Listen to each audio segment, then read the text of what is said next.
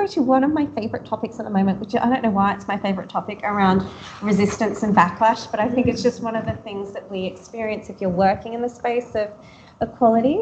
So I'd love to hear from, maybe we'll start with you, Siri. Surprise, surprise, you're asking the American about backlash. And in gender equality efforts and a whole raft of other efforts being rolled backwards, funding being cut for research. There's this whole raft of things going on in the US. I don't know if you want to share about your motivation for writing the book, or how you contend with resistance, whether you've met with resistance upon publishing or even in the process of developing the book. Yeah. Happy to address that quickly, and then I'll share with you my most difficult, but also perhaps my most important learning from the last 2 years.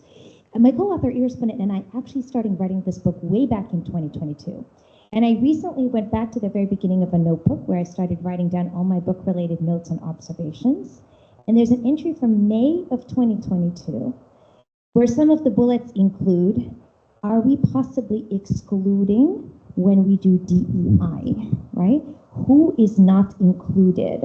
And fairness double underlined. And the reason that I say that is because I had forgotten about that entirely. And we chose the title of the book, which is called Make Work Fair, also back in 2013, well before the current moment of backlash.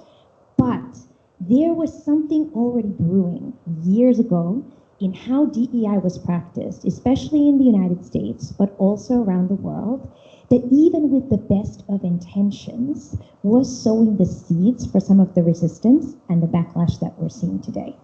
So one of my biggest learnings in the last 2 years, counterintuitive as it is that we actually have to dive headfirst into the backlash. And we need to understand where it's coming from and what's giving rise to it. And we have to be brave enough, I think, to ask even ourselves, what is it about what we are doing and the way we're framing things and the way we're communicating that might be giving fuel to some of this backlash? Now, I'm not, data is data, right? Evidence is evidence. So I'm never suggesting compromising the quality of the evidence. But things can be framed in a lot of different ways. And what I saw in the US and in Europe in particular in the last couple of years is that paradoxically, as though, even though we were operating under the diversity, equity, and inclusion umbrella, actually what we were doing wasn't always inclusive. We were actually assigning kind of, this is what you're supposed to think, this is what you're supposed to say, and these things are not okay to say. And I think this is particularly interesting in the Australian context as we think about the gender compass work that has been done that segments the Australian population by their attitudes about gender equality. And 17% of the Australian population do not buy into this endeavor at all, think that gender equality has gone too far to the point where now discriminating against men, and they are sort of actively opposed to these efforts. Now it's only 17%.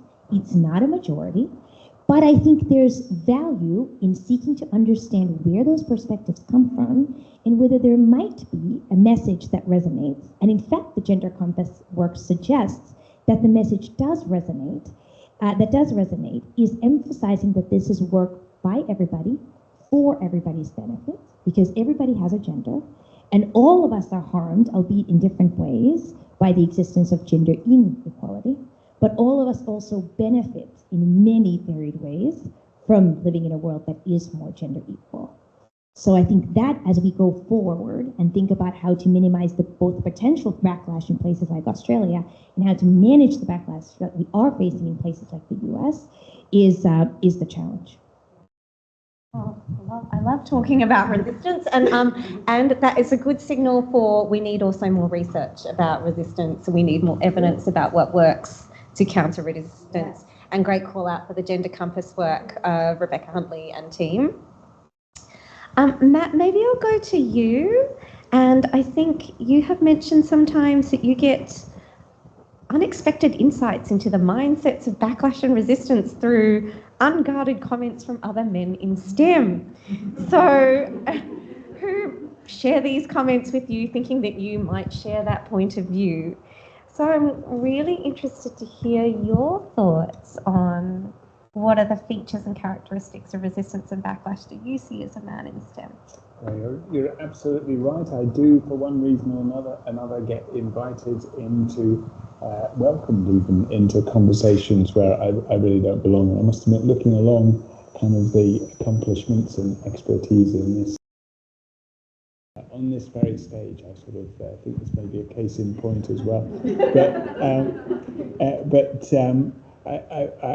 I certainly think that one of those characteristics that I do come across quite a lot is, frankly, a lack of understanding, familiarity with the facts of the matter. I'll just give you just one example that comes up, I think, very frequently, and that's around a supposed kind of a false dichotomy between excellence or diversity, this idea that you have to have one or the other. And we're particularly susceptible to it in academia as well, I think, where men, it is typically men who are very used to a particular way of recruiting or promoting, come with that position that in order to make the recruitment process or the hiring process more fair, more equitable, that somehow means that you need to compromise on quality. Whereas we know from so much evidence, people on this panel much better than me, that quite the opposite is the case, that when you increase diversity, you actually end up clearly with higher quality outcomes because you're not cutting the best people out. And so I think those conversations around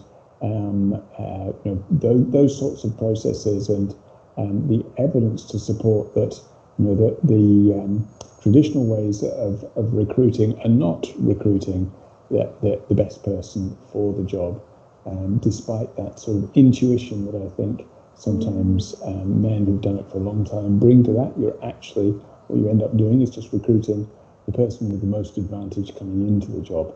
I do think, again, evidence is a really important part of that, being able to lay your hands on the evidence quickly and moves the conversation on, I think, really well. Thank you. But I love your insights into these conversations because they're not sharing that with me generally. Mary, can I go to you because WGEA is imposing, requiring companies to do certain things. Have you been met with any resistance to that requirement? How are you navigating that? How is WGEA navigating that? They love it. Welcomed.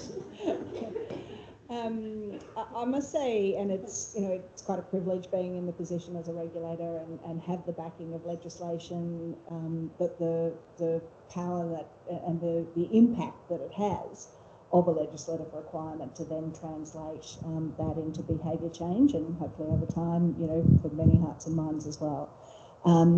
So we've actually had, I think, very constructive feedback. I think people are grappling with the how, particularly the fact that they need to select targets and meet them, and this might be an unfamiliar process. But largely it's been pretty positive. And I think in the context of the US and in talking with multinationals, what we're hearing more of is that actually having a legislative requirement gives cover for an approach and behaviours and values that they actually hold and want to continue to uphold. And in terms of valuing people and valuing diversity and the benefits that come from diverse workforces. So that gives them a mechanism to go back to parent environments to say we need to do it. It's an expectation if we want to procure with government and those sorts of things. So in many ways, I think a lot of the feedback has been positive about the cover that it gives for them to continue what is a core belief in terms of what they want to do and how they want to run their businesses. I love that. That's fantastic. That's just anecdotal evidence for that we need to actually introduce some more legislative requirements on companies. But Niki, you're kind of in a similar position. I don't know whether you have any insights about how that's gone in the public sector, whether you've faced any resistance or maybe it's been a slightly easier road. I don't know. Well, I don't cop a lot of resistance, but they probably aren't telling me. But I think, very similar. we have the legislation, and I, as a regulator in this space, and I've previously been Equal Opportunity Commissioner in South Australia as well, we're not trying to make everyone happy, we're trying to get change. It's managed unhappiness, really, that we're dealing with in this space. And so when, we get surveys back and, my comms team sort of come from, marketing and so forth, and they're like, oh, it's only 75% agree with us. I'm like, I'm happy with that. That's okay. So, yes, I think it depends on who you ask. So we have strong compliance powers. We've let the duty holders get their heads around the legislation for the last 4 years, but we have said we will be using those compliance powers from now on, as we should. And whilst the bosses might go, oh gosh, and it's public and so forth, the people in those organisations, and particularly the people who are doing the work, which is not usually the bosses by and large, it's usually, people who've been employed much further down the organisation to actually create the change.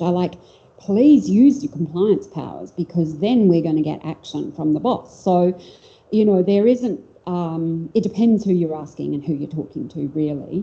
I do take the attitude wherever possible, and sometimes it's pretty confronting that most people don't get up in the morning saying, I'm going to be evil today. People get out of bed, they're the hero in their own story. We all are, right? We think we're doing the right thing, and those who oppose us in terms of gender equality also believe that they are right and they're defending something that's right. And so telling them they're wrong isn't going to be any better than them telling us we're wrong, and then we're just in a fight. So trying to have those more open conversations about what sits behind that, and evidence is a really big part of it. For the diehards, it's probably not going to shift them too much, but for the vast majority of people in that movable middle, the evidence really actually does kind of, help when we can bring that to bear. So we're back to Leonora's evidence hub, because that's going to help us with those conversations. Thank you. Leonora, did you want to add anything? Yeah, well, thanks for bringing up the tricky topic of resistance and backlash as well, because, we can't ignore it. And Siri shared the statistics there. It's around 17%, 18% who express these attitudes of resistance and opposition. Excuse me. But that's still 1 in 6, believe in that gender equality has, gone too far and oppose it. So on the hub, we will also be canvassing the research and the evidence of what explains resistance as well, because I think that's really important for arming you with that understanding and no longer saying, oh, it's just a minority. And there's great work like by Rebecca Huntley with the Gender Compass. There's great work in the space of social psychology that indicates that people who are more averse to gender equality and diversity initiatives tend to place higher weight on self-interested pursuits, greater weight on conservatism. They see it as a threat to identity and status. So there's really interesting research that talks about social identity and personal identity. So we're saying to particular cohorts, in this case, for example, to men, you can share your space with women in leadership or in traditionally male-dominated domains. That can be interpreted as, but you're taking away my sense of purpose and identity. I'm the male breadwinner. If women are doing that, what's my purpose? So that literature and that research is so important for us to appreciate, to understand, to get inside the minds of people who are expressing this, because as you said, Niki, it's not that they're intentionally trying to, make things difficult. That's a legitimate and valid way of thinking. And the vision is for the hub to canvass that research as well, and to produce some educational materials for students and educators. So it's about empowering and understanding the different perspectives that people bring, so that information, that evidence about the existence of gender pay gaps can be appropriately packaged up and worded in a way that is more likely to connect and resonate rather than agitate or inflame. I love hearing about the future ideas that you have that are going to happen in the hub. It's very exciting. And thank you to everybody who voted on your questions. So this is a question for you, Leonora. How will this website differ from or add value to existing knowledge hubs or evidence portals on gender equality and equity in Australia? Yeah, great. So this is trying to not duplicate existing efforts and really prioritise that accessibility of information in the way things are worded. There are some great initiatives out there and great websites. So often they're subscription based or the information's still quite complicated. And this is about trying to democratise it one step further to reach current individuals, organisations or community groups who might not necessarily be able to navigate those existing websites as easily, and adding to it rather than duplicating those existing efforts. Siri's mentioned the Harvard Gender Action Portal, so shout out to the team there at Harvard University at Women and Public Policy Program who run a sort of similar type of platform which takes research, particularly randomised controlled trials, and repackages it up in a format that is accessible to the general public to understand. But Siri, you were reflecting on this as well. It doesn't sort of go one step further to really turn it into what do you do with this information? So I guess the hub is trying to fill that void where we perceive that it still exists in certain spaces or with certain cohorts. The other thing I'd point out is I think for a lot of large and leading organisations, they're doing amazing stuff already. And they have the resources and the HR departments and the technical expertise to be able to connect to this bank of data and knowledge. And there's a lot of grassroots organisations. For example, Stacey, we work together doing work on for the Victorian government looking at small and medium enterprises, and Dr. Angela Jackson was part of that team as well. And it was about recognising that there are still these breakdowns in this transmission of communication and information, particularly for small businesses or small organisations. They don't have the capacity to access or navigate some of these existing websites, even though they can be really have a lot of great information on them. So it's just trying to identify those existing holes in the existing ecosystem and complement existing efforts that are already out there. Amazing. Thank you.